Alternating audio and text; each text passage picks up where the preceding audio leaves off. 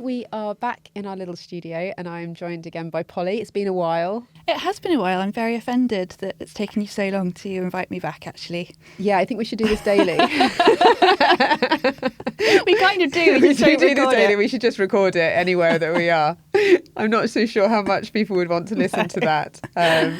There are a few rants that I think people would prick their ears up, but maybe it's best Lots of innovation and discussion and positive, thoughts as well, though. Yeah, absolutely. Ranting is healthy, though. I'm going to say very healthy. It is very healthy, but we've been told to do it by our life coach. It's very true. Although we have also been told that we need to talk about something positive every day, That's which true. We have been taking on board. So thank you for that, and we would highly recommend it to anybody else out there as well. Start the day with a positive discussion. Affirmation. Yes. And don't let the other person turn it into a negative, which is what I also got told off for the other day. But today we thought we'd come back and just talk a little bit about sustainability work and ironically sometimes about getting it wrong and about communicating it. Communicating wrong, I suppose, is the easy way to put it. And we have seen companies do this in the past, and we've spoken to some of the team recently about, greenwashing not necessarily being lying, but sort of really good intent that is over amplified, shall we say, by really good meaning people. But can you talk a little bit about what's the biggest mistake that you've sort of seen businesses make when they're talking about their sustainability? Yeah, I think, and I would caveat what I'm about to say by the fact that I think it's really important for people not to be scared about talking about it. And I think we'll sort of come on to that as part of this discussion. But yeah, I think from my perspective, there are two ways that companies can kind of get it wrong in inverted commas. One is the sort of outright greenwashing thing. And the other one is perhaps rushing in and being a bit too enthusiastic without really understanding what you're saying actually means. And I think we've definitely seen both things. So for those listeners that aren't totally clear on what greenwashing means, it's a term that describes when normally a company goes out with information about sustainability that can be, social, environmental or governance related, that's just either completely not true or has taken something and completely blown it up. Good vibes sometimes, Yeah. It culturally believable in the organisation. Yeah, just exactly. Not necessarily evidence data backed or maybe what is actually happening. Exactly. And I hate to say this because I love marketing departments very much, but it's quite often I think might stem from the marketing department. They see a fact around carbon emissions or a social initiative and they think, fantastic, this is going to make a brilliant story, let's use it. And it kind of slightly spirals without, as you said, that sort of evidence sitting behind it. And it can be done in unfortunately, in a way that is intentionally designed to be misleading in order to kind of create a point.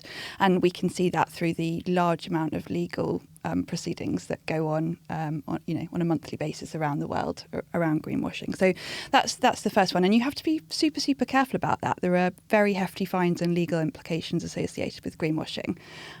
We've got, the Green Claims Code in the EU. We've got a similar thing here in the UK. We've got Advertising Standards Agency, Competition Markets Authority, exactly. All FCA all have rules around what you can and can't say. Yeah, so it's actually a really serious matter. It's not a kind of, not a joke. It's something that companies really need to look at carefully, and that those pieces of legislation, those codes are developing all the time. So that's the first thing. The second thing is when, and we've definitely seen this as well, when companies mean well and want to kind of rush out and say something about what they're doing without sort of doing the groundwork and the homework first. And I'm not at all saying that you shouldn't talk about what you're doing, but I think you've got to be confident in it. And we'll kind of come on to that in a second. But a really good example is a company that didn't have any, we worked with a couple of years ago, didn't have any office space, and had a little chat with our carbon team and then rushed out and sort of said all over social media that they were net zero because, of course, they didn't have any scope 1 and 2 emissions, which are the emissions that come if you have actual physical premises. And that's, a bit misleading. Yeah.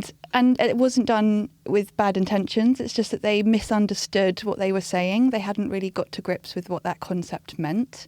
And, it's so I think those are sort of the two ways that we see companies perhaps just making a mistake in that area, I would say. Yeah, and I think the sustainability industry has a lot to answer to as well, with the amount of technical language, jargon, acronyms. We have created a language which even we have to pull ourselves up on sometimes. I use greenwashing, didn't explain what it was because it's part of our sort of natural parlance, but there are so many. There's an alphabet soup of acronyms out there, which I think can become...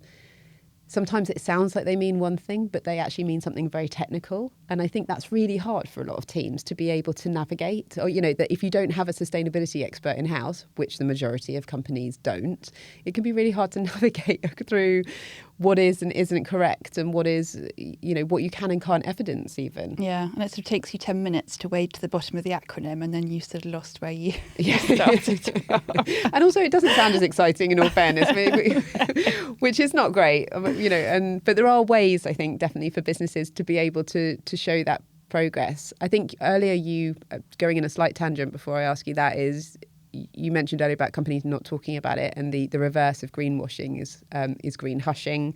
So that's when businesses are doing really good things, but they are not wanting to talk about it for whatever reason, which has its own set of problems around, because if you're not talking about what you're doing and not showing the best practice, you're probably not getting the most value about it, but you're also not creating a community, an ecosystem that can learn from you and see what best practice looks like. Yeah, there's quite a lot of data floating around at the moment that shows there's an increased amount of green hushing going on. Companies are either not feeling confident enough to talk about what they're doing or are worried that actually it might have a negative impact on the way they're seen. And I guess that's got a lot to do with the kind of political situation, particularly in the US. A lot of companies have kind of backed off from that standpoint of wanting to talk very proactively about what they're doing. And obviously, that feels sad. But as you said, the kind of tragedy in green hushing is that you're not creating an ecosystem where people can learn from each other and showcase what they're doing and create a sort of environment of transparency within the corporate environment. So yeah, you've got greenwashing at one extreme and green hushing on the other extreme, and the way that we work at FuturePlus is really to encourage businesses to start with the basics, with understanding what they're doing, so that when they do get to that communication piece, they've got a whole tranche of evidence sitting underneath that. And I think that's the key to all of this, isn't it? It's to be able to back up what you're doing. Yeah, you said, I think at the very beginning you said it, that having confidence to talk about it. And I think that confidence comes from knowing that what you're saying is true, that it's been checked, that you are meeting what you should be meeting, and that you can substantiate what that looks like. And that's essentially what the regulation is asking for as well. If you're saying you're doing something, you've got to be able to say how you're doing it, what you're doing, and what progress looks like, which arguably sounds very sensible. And what we encourage people to do. And, again, going back to that conversation around doing something perfectly or not perfectly, if you're worried about green hushing because you don't feel that you're quite there yet, there's a lot to be said about talking about progress and creating baselines. And this is where we were, but this is where we're going, but this is our goal. And I think there's a huge amount in that sort of storytelling. And, what advice would you give to a business if they're in that position of not yet quite started and not quite sure that they want to move forward?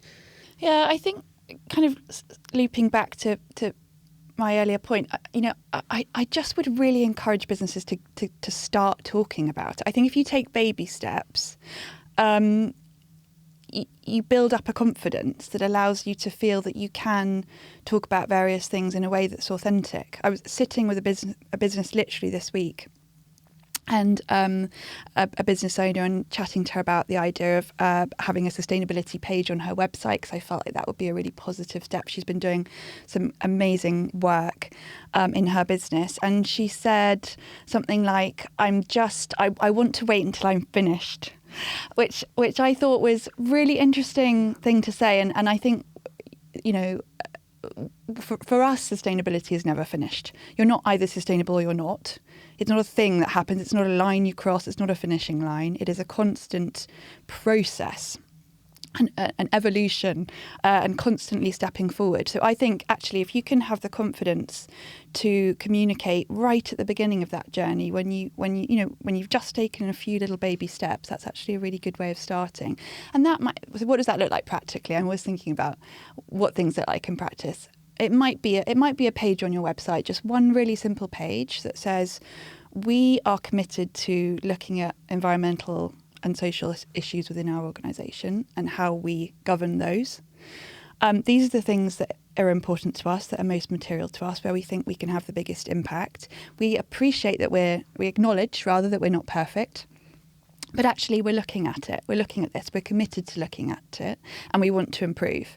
And I think that's enough to start with. Or it could be just a page on the back of your annual report, or in any, even in kind of marketing materials and things like that. I don't think you need to feel you need to go out with a huge, great, glossy CSR report or impact report, something like that. You can start really small, and you can even just acknowledge the things that are important to you and what you're planning on working on. I think that's a really good place to start. Yeah, I think there's a real human interest piece in progression, and actually this is a challenge for us. Isn't necessarily, I think, you can word it really intelligently and very cleverly in showing that it is something that you care about. Yeah, and consumers are savvy. There's, again, lots of studies around Gen Z. I mean, I'd like to say millennials are very savvy too, being one myself. Especially us geriatric millennials. But again, lots of data around Gen Z. They're not just buying from you; they're judging you as well. I posted something about it on my LinkedIn the other day. They're really digging into brands, and so. What's the choice? You just say nothing, or you come out and say, these are the things that I know are important, where I know we have impact, and we're looking at them. We're trying to make improvements. Ask for feedback from your stakeholders. What do they want to see? I think it's having that courage to take those first few steps is really important, and that all begins with understanding your impact. Which, of course, is what we do at FuturePlus. It is what we do. And if you would like to know more about how to do that, you can download our free course, which is ESG Unfiltered, which you can find through our website, www.future-plus.co.uk. Thanks, Polly.